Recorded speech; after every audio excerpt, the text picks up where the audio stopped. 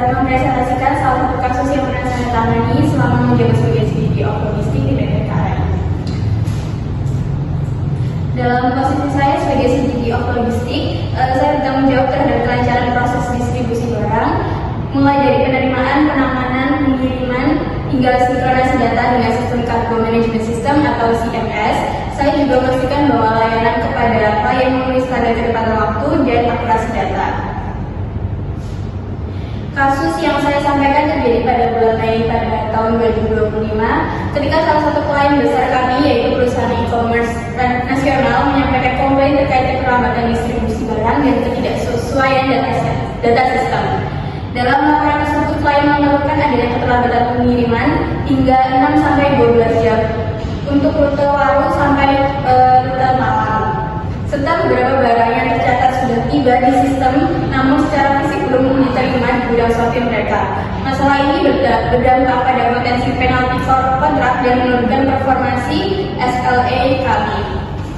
Setelah menerima laporan tersebut, saya segera melakukan investigasi. Saya mengumpulkan data dari operasional stasiun, lalu petugas CMS dan kurir partner. Hasil investigasi menunjukkan beberapa penyebab utama, yaitu yang pertama terjadi lonjakan volume barang sehingga proses bongkar muat itu overload. Lalu faktor yang kedua itu pemindahan barcode tidak dilakukan secara real time sehingga data di CMS itu terlambat masuk. Lalu faktor yang ketiga itu koordinasi antara petugas stasiun dan kurir partner kurang optimal, terutama di shift malam. Dan ada juga faktor eksternalnya itu seperti perubahan jadwal kereta dan cuaca buruk juga memperlambat perjalanan.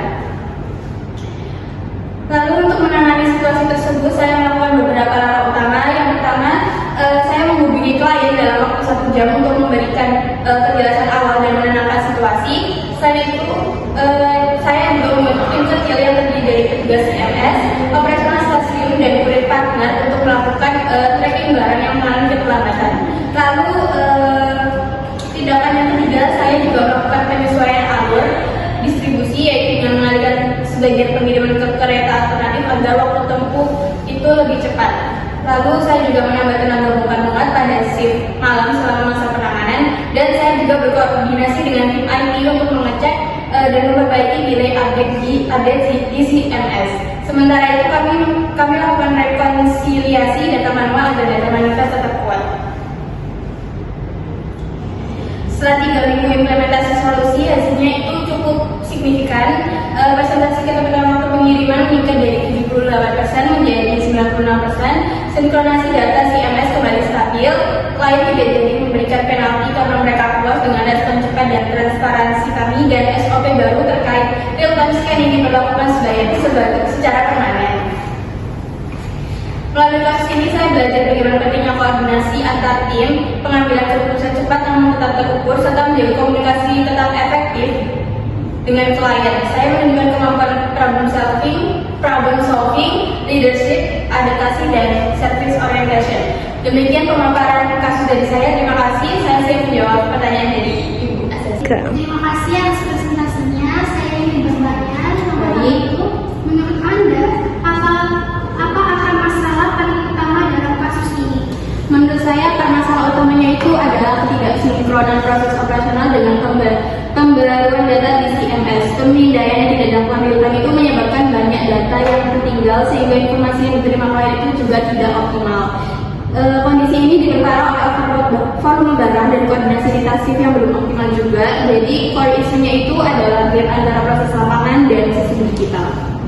Oke, selanjutnya apa risiko terbesar jika Anda tidak segera menangani kasus tersebut? Risiko terbesarnya itu adalah kehilangan kepercayaan oleh klien dan potensi penalti dalam kontrak. Selain itu, indikator SLA akan turun drastis yang tentunya berdampak pada reputasi unit logistik dan target kinerja perusahaan. Karena itu, penanganan cepat dan terstruktur menjadi hal yang sangat krusial. Selanjutnya, bagaimana Anda memastikan masalah ini tidak terulang kembali? Saya menetapkan 3 langkah pencegahan, yaitu yang pertama itu menenangkan SOP, pemindaian real time maksimal 5 menit setelah barang diturunkan. Lalu yang kedua itu menambah shift untuk menghindari overload pada jam istirahat pada jam padat. Lalu yang ketiga itu membuat sistem alert di CMS untuk mendeteksi error update secara otomatis.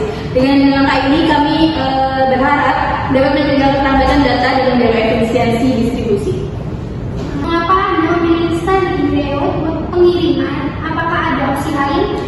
Saya memilih reroute karena strategi itu paling cepat menurunkan tingkat keterlambatan serta mengubah struktur operasional besar. Opsi lain seperti menambah armada atau mengubah jadwal kereta membutuhkan proses administrasi yang lebih panjang. Reroute itu adalah langkah paling fleksibel dan berdampak cepat menurut saya. Selanjutnya, bagaimana Anda menghadapi tekanan dari klien saat terjadi konflik? Saya menggunakan pendekatan komunikasi terbuka dan transparan, jadi saya memberikan update secara berkala, menjelaskan kondisi sebenarnya dan memastikan klien itu mengetahui langkah-langkah yang sedang kami lakukan dan kami ambil. Dengan cara ini klien merasa dilibatkan dan dihargai sehingga ketegangan dapat berkurang. Baik, selanjutnya Anda tidak anggota tim yang menolak instruksi Anda. Bagaimana Anda Ada beberapa yang awalnya keberatan karena merasa beban kerjanya bertambah. Lalu saya melakukan pendekatan persuasif, menjelaskan dampak dan urgensi kasus, serta memberikan gambaran bahwa perbaikan ini juga akan memudahkan mereka ke depannya. Setelah diberi pemahaman, mereka akhirnya mendukung dan mau bekerja sama. Baik, selanjutnya kalau kasus ini kayak terjadi lagi, apa yang Anda lakukan berbeda dari sebelumnya? Saya akan melakukan pemantauan data harian lebih ketat sejak awal agar potensi ketidaksinkronan itu bisa cepat terdeteksi. Selain itu, saya ingin memperkuat sistem pelaporan otomatis di CMS agar deviasi kecil bisa langsung teridentifikasi. Yang terakhir, apa kontribusi terbesar Anda dalam penyelesaian kasus ini? Kontribusi terbesar saya itu adalah memastikan integrasi antara operasional, lapangan, dan pembaruan data CMS itu berjalan kembali sinkron. Saya juga menjaga hubungan baik dengan klien sehingga perusahaan terhindar dari penalti dan kehilangan mitra bisnis. Terima kasih atas jawabannya.